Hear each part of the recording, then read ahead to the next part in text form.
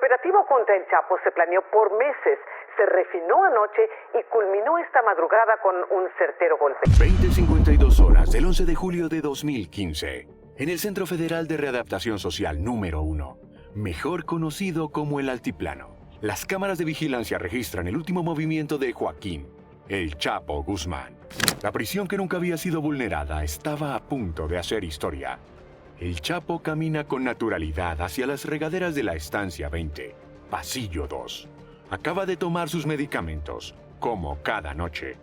Lo que las autoridades no saben es que ese simple acto rutinario es parte de un plan milimétrico que lleva meses en preparación. Las cámaras de vigilancia lo pierden de vista cuando entra al área de la ducha. Es un punto ciego deliberadamente diseñado para dar privacidad a los reos. Pero esa noche, ese espacio sin vigilancia sería la puerta hacia la libertad más espectacular en la historia del sistema penitenciario mexicano. Bajo los pies del Chapo se esconde una obra de ingeniería impresionante. Un túnel de 1.5 kilómetros excavado con precisión milimétrica. La entrada, un boquete de 50 centímetros oculto bajo la regadera. El pasadizo, una obra maestra de unos 70 metros de alto por 70 centímetros de ancho. No es un simple agujero en la tierra. El túnel cuenta con un sistema de ventilación profesional, iluminación eléctrica a lo largo de todo el recorrido. Y el detalle más sorprendente, una motocicleta adaptada sobre rieles. Todo esto con un costo estimado de $500,000. Los ingenieros que diseñaron este túnel no dejaron nada al azar. Calcularon cada detalle, desde la profundidad exacta para evitar los sensores sísmicos de la prisión, hasta el sistema de drenaje para evitar inundaciones. El túnel termina en una construcción en la colonia Santa Juanita, a la vista clara del penal. Una propiedad que Emma Coronel, junto con 3 de los hijos del Chapo, Iván, Alfredo y Ovidio, habían adquirido meses antes. La casa, rodeada de sembradíos de maíz, no llamó la atención de nadie. El primer paso del plan fue ingenioso. Le hicieron llegar al Chapo un reloj con GPS. Con esta información, pudieron calcular las coordenadas exactas de su celda y planear la ruta del túnel con precisión quirúrgica. La alerta tardó 3 horas en sonar. Cuando los guardias finalmente entraron a la celda, solo encontraron un pequeño orificio en la ducha. Para entonces, el Chapo ya estaba lejos. Había recorrido el túnel en la motocicleta adaptada, rompiendo las luces a su paso para dificultar cualquier persecución. El gobierno mexicano reaccionó tarde y mal. Cerraron el aeropuerto de Toluca y establecieron retenes en las carreteras circundantes. Pero el Chapo ya había llegado a la casa de Santa Juanita, donde lo esperaba su cuñado con una camioneta 4x4. De ahí, directo a una pista clandestina donde un avión lo llevaría a su tierra, Sinaloa. La noticia sacudió al mundo. La prisión considerada más segura de México había sido burlada. El golpe fue devastador para el gobierno de Peña Nieto, que apenas 17 meses antes había celebrado la captura del narcotraficante como un triunfo histórico. 18 funcionarios fueron detenidos para investigación. Las preguntas eran obvias. ¿Cómo se construyó un túnel de esta magnitud sin que nadie se diera cuenta? ¿Cuántos funcionarios estaban involucrados? La respuesta llegaría meses después, cuando las investigaciones revelaran una red de complicidades que llegaba hasta los más altos niveles del sistema penitenciario. La fuga más espectacular de México no fue producto de la suerte. Todo comenzó con un reloj aparentemente normal, que llegó a manos del Chapo dentro del penal. Este dispositivo, equipado con GPS, permitió determinar las coordenadas exactas de la celda 20 en el pasillo 2. El equipo de ingenieros tuvo que resolver un desafío monumental: excavar un túnel bajo una prisión que contaba con sensores sísmicos y de movimiento. La solución vino de la mano de especialistas en minería, que conocían cómo evitar la detección de vibraciones. Para extraer la tierra sin levantar sospechas, montaron una operación de construcción legítima en la casa de Santa Juanita. Los camiones entraban y salían con materiales de construcción, mezclando entre ellos los escombros del túnel.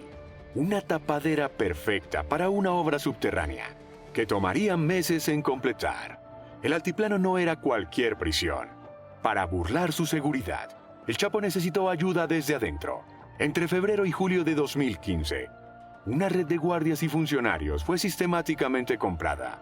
Los sobornos mensuales llegaban a los $300,000, solo para los jefes de la Procuraduría. Los constructores del túnel trabajaban en turnos nocturnos para minimizar el riesgo de detección. Un sistema de comunicación encriptado, diseñado por el informático colombiano Cristian Rodríguez, mantenía conectados a todos los involucrados. Irónicamente, este mismo sistema sería más tarde usado por el FBI para rastrear al Chapo. Mientras el túnel avanzaba bajo tierra, arriba el Chapo gozaba de privilegios inusuales. Era el único reo que no estaba rapado. Recibía visitas frecuentes, incluyendo largas sesiones con la diputada Lucero Guadalupe Sánchez. Cada visita era una oportunidad para afinar detalles del plan. En febrero de 2015, una carta firmada por varios reclusos, incluyendo al Chapo, denunciaba condiciones inhumanas en la prisión. Lo que nadie sospechó es que esta queja era parte de la estrategia: crear una cortina de humo que desviara la atención de las verdaderas actividades en el penal. Emma Coronel no era solo la esposa del Chapo. La exreina de belleza de Durango se convirtió en la arquitecta del escape. Mientras su padre enfrentaba cargos por narcotráfico y aparecía en la lista negra del Departamento del Tesoro de Estados Unidos, ella coordinaba la operación desde fuera. Los hijos del Chapo, especialmente Iván, Alfredo y Ovidio, manejaron la logística. La familia había aprendido de la primera fuga de su padre en 2001, cuando 71 personas, incluidos 15 funcionarios, participaron en su escape de Puente Grande. Esta vez, el círculo de confianza sería más reducido. La noche de la fuga, cada paso estaba cronometrado. El Chapo bajó por un conducto vertical de 10 metros equipado con una escalera.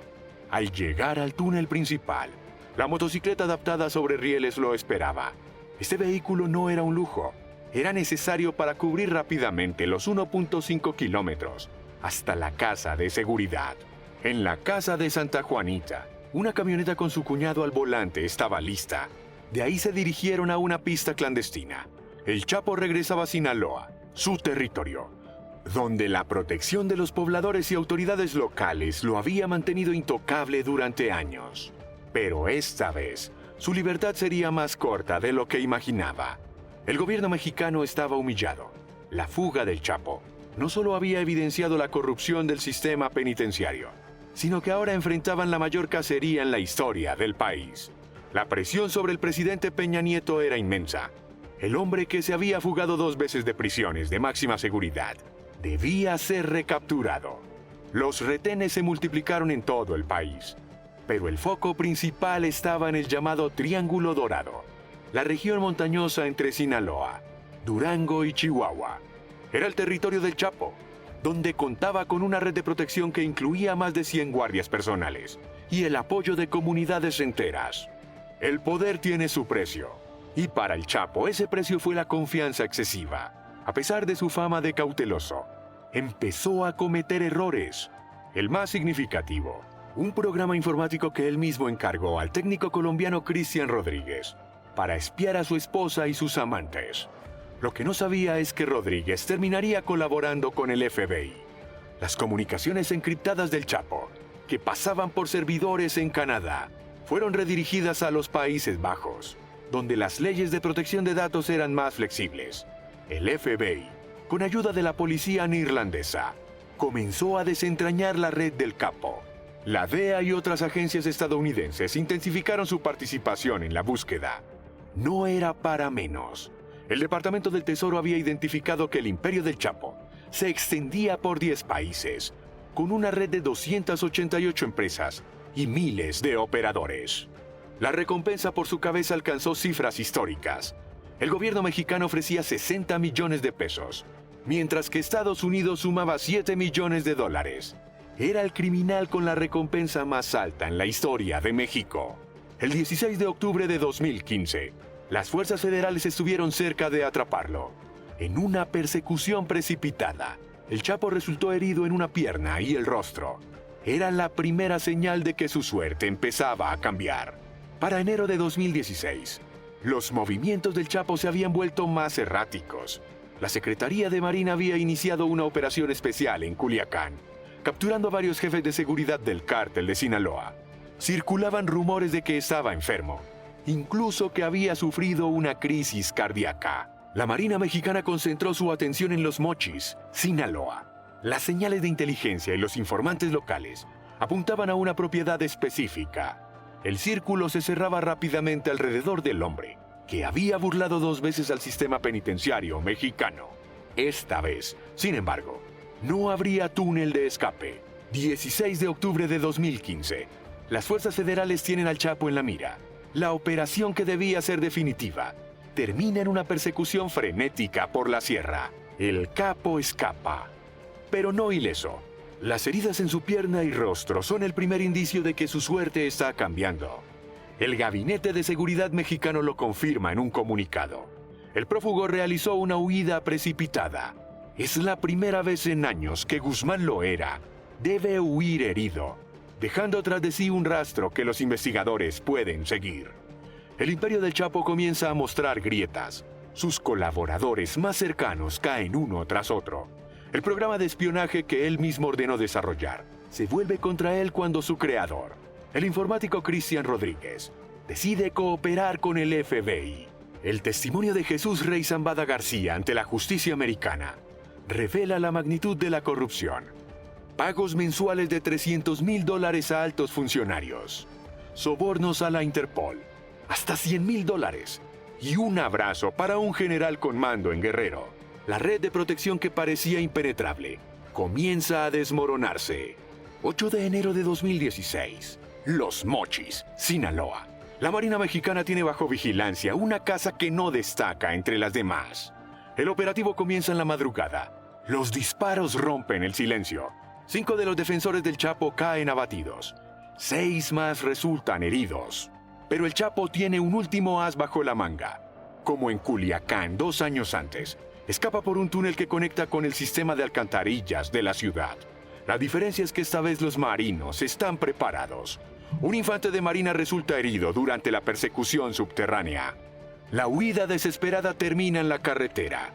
El Chapo es capturado junto con su jefe de seguridad.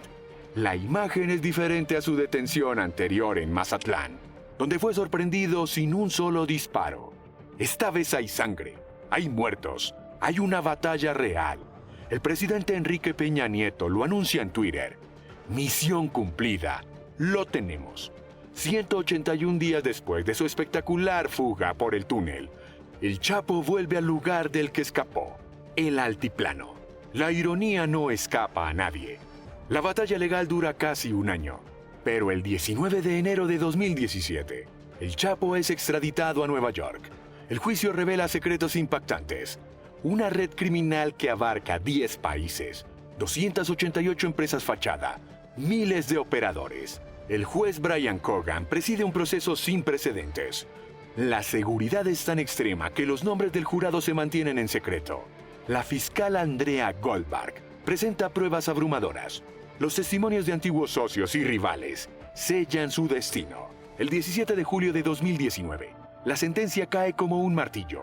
Cadena perpetua, más 30 años por narcotráfico, otros 20 por lavado de dinero. El hombre que 2 veces se burló de las prisiones mexicanas, ahora enfrentará el resto de sus días en ADX Florence, Colorado, conocida como el Alcatraz de las Rocosas.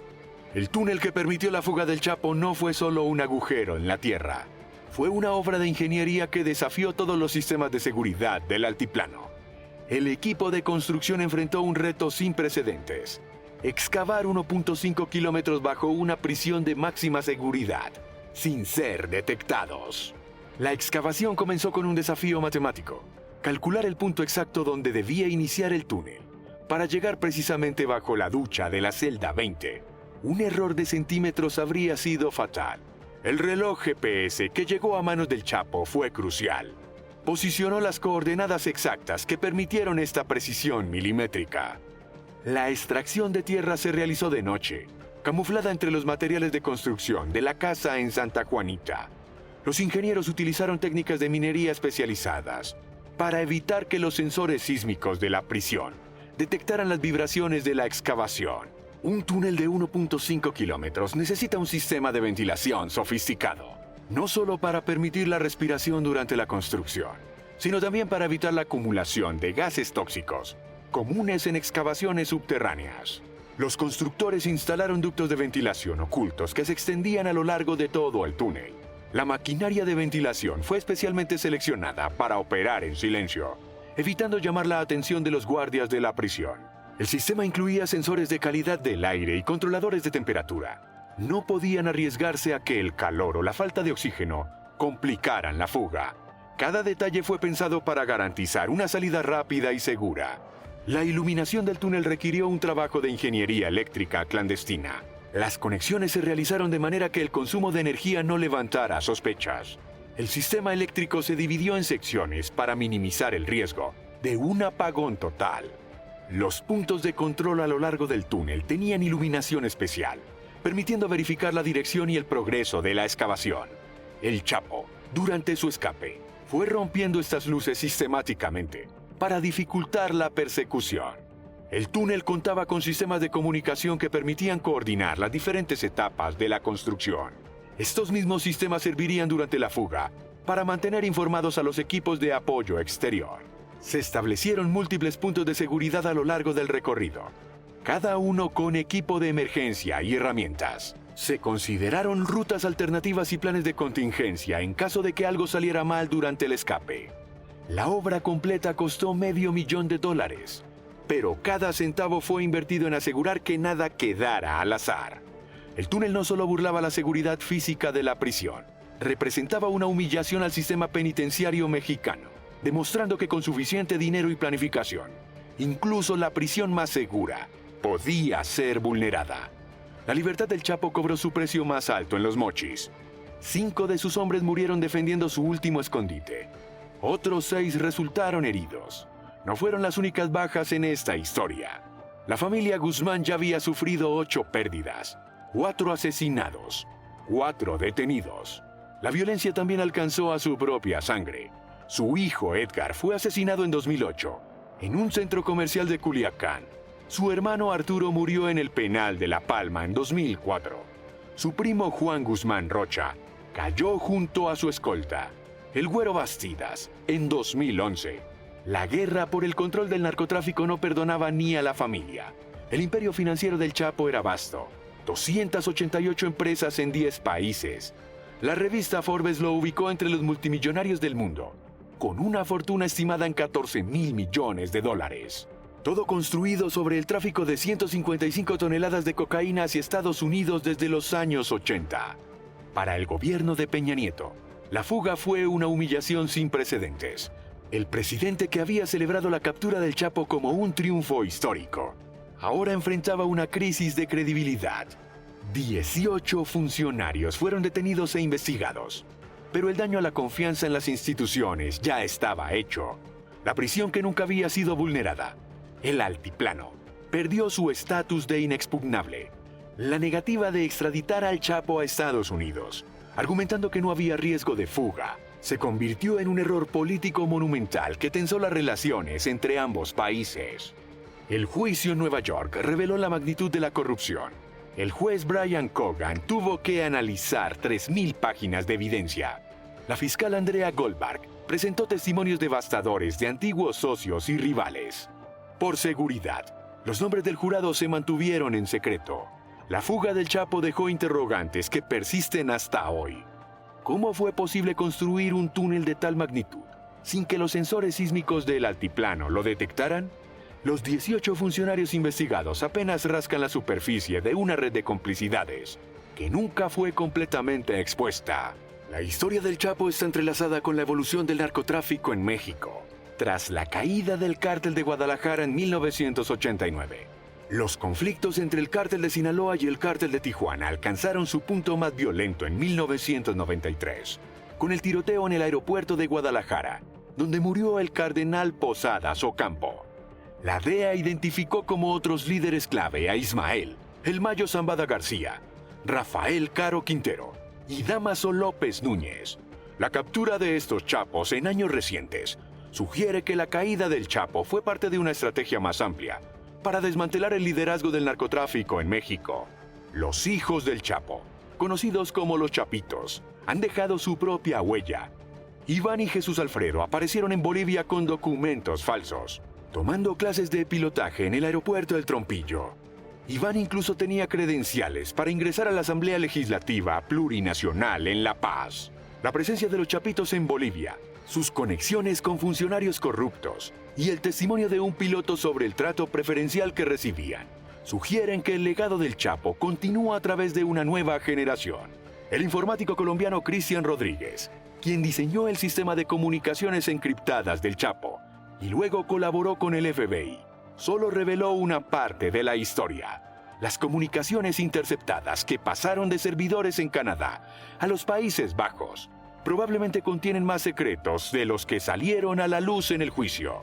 La sentencia del Chapo cerró un capítulo, pero dejó muchos otros abiertos. Las investigaciones pendientes sobre su red empresarial, las conexiones políticas no reveladas y los testimonios sellados en la corte sugieren que la historia completa aún está por contarse. El hombre que admitió haber asesinado entre 2.000 y 3.000 personas, que traficó 155 toneladas de cocaína y que construyó un imperio valuado en $14.000 millones, se llevó muchos secretos a su celda en el Alcatraz de las Rocosas. Mientras tanto, las montañas de Sinaloa, Durango y Chihuahua, conocidas como el Triángulo Dorado, guardan silenciosamente sus propios misterios. No olvides suscribirte y activar la campanita de notificaciones para no perderte ninguno de los próximos videos.